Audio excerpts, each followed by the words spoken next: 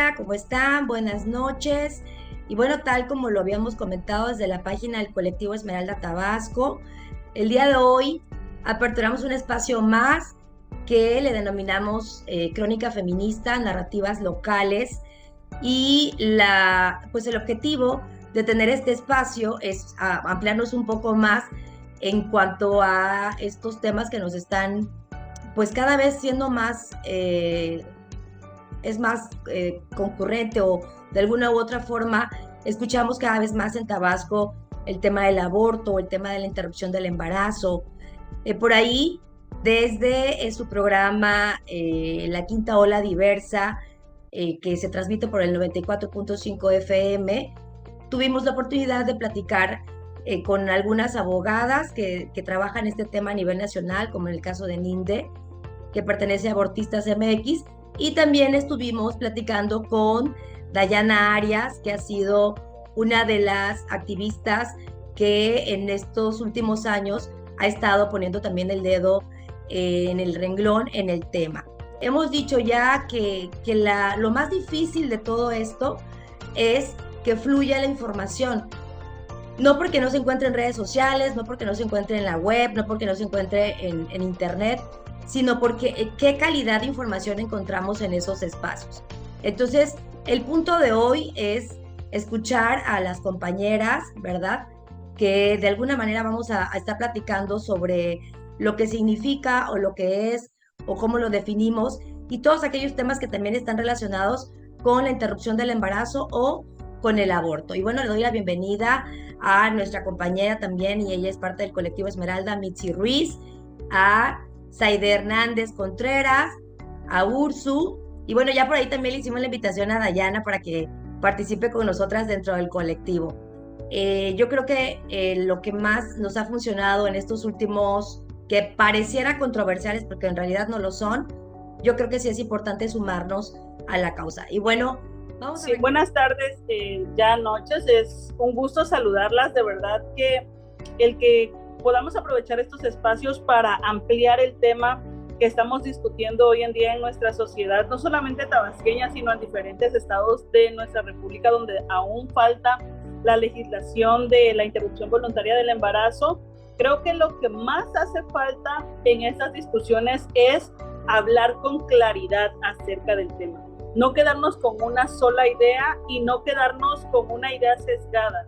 Desde aquí en México, puesto que la Suprema Corte de Justicia dio una resolución en favor de que la objeción de conciencia de un médico o médico, un personal de la salud, no está por encima del derecho humano a la salud de la mujer cuando hablamos con el tema del aborto, con el tema de la interrupción voluntaria del embarazo. Si hablamos de la objeción de conciencia, yo más que nada pienso en la objeción de conciencia como un tema religioso. Lo abordan diferentes grupos como un tema moral, como un tema ético, pero todo parte de la cuestión religiosa. ¿Por qué? Porque la objeción de conciencia es una forma de materializar la libertad religiosa y la libertad de creencia que tienen las personas médicas. Entonces, cuando estamos hablando de un tema como este, no solamente se limita a la cuestión del derecho a la interrupción voluntaria del embarazo. Muchas veces lo que se requiere para sacar del Código Penal el delito del aborto, pues es la voluntad política del Congreso del Estado, ¿no? De las diputadas, de los diputados.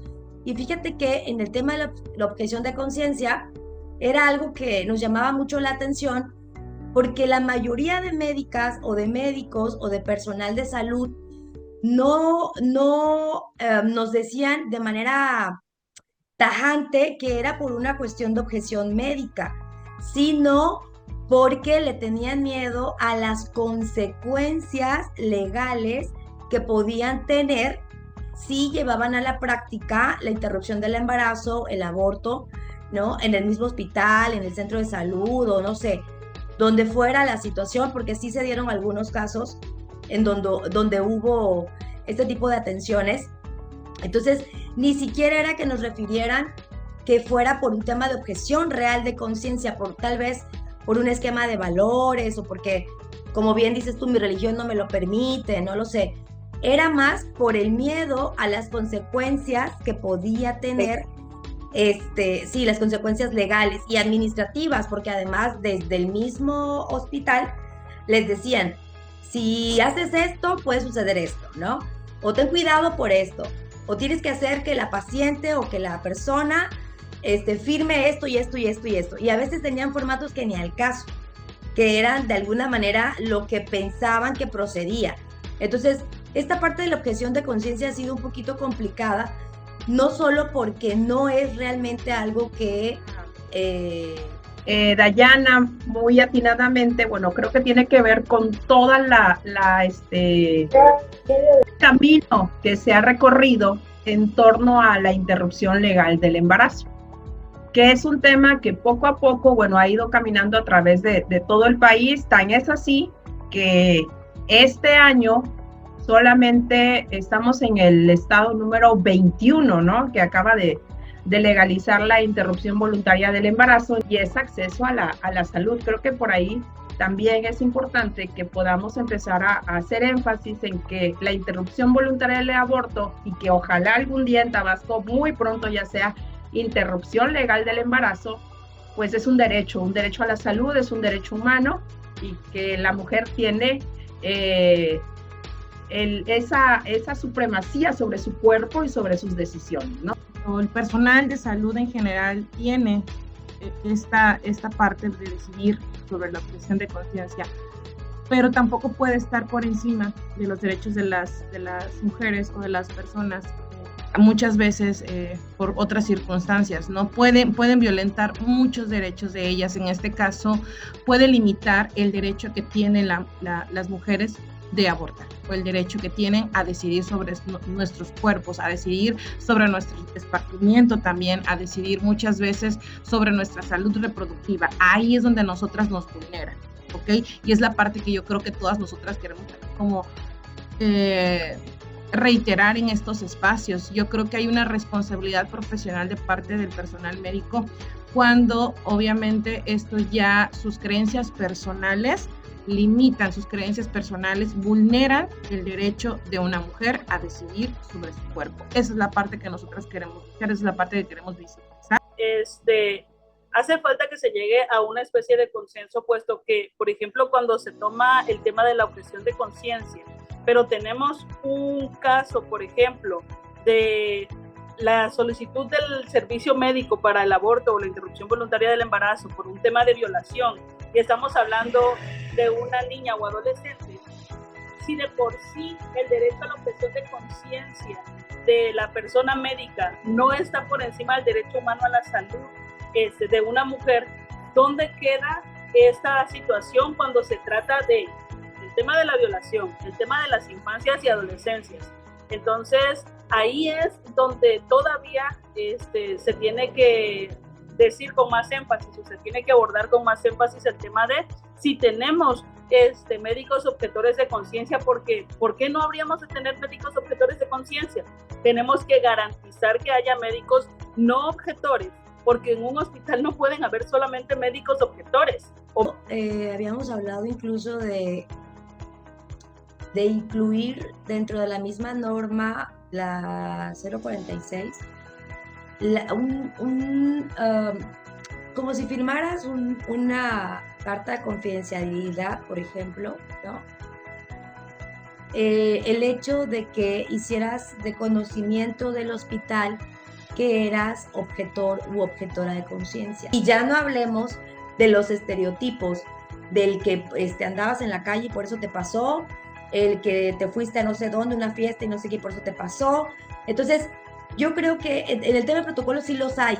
El punto acá es como cualquier otra normativa interna o general, o como la queramos llamar, que se cumpla. O sea, que quienes están al frente de esos espacios lo cumplan, pues. Y al final, la perspectiva que nosotras podemos dar desde el punto de vista de activistas, o desde el punto de vista de colectivos, o compañeras que al final han pasado por iniciativa, perdón, sobre todo que esta iniciativa del ISSSTE y este decreto que lanza el ISSSTE, pues es como, sí va a ir como al frente, ¿no? En esta narrativa de una interrupción legal del embarazo, con dignidad y sin discriminación, ¿no? Yo creo que habría que celebrar ese acuerdo que toma el ISSSTE, ¿no?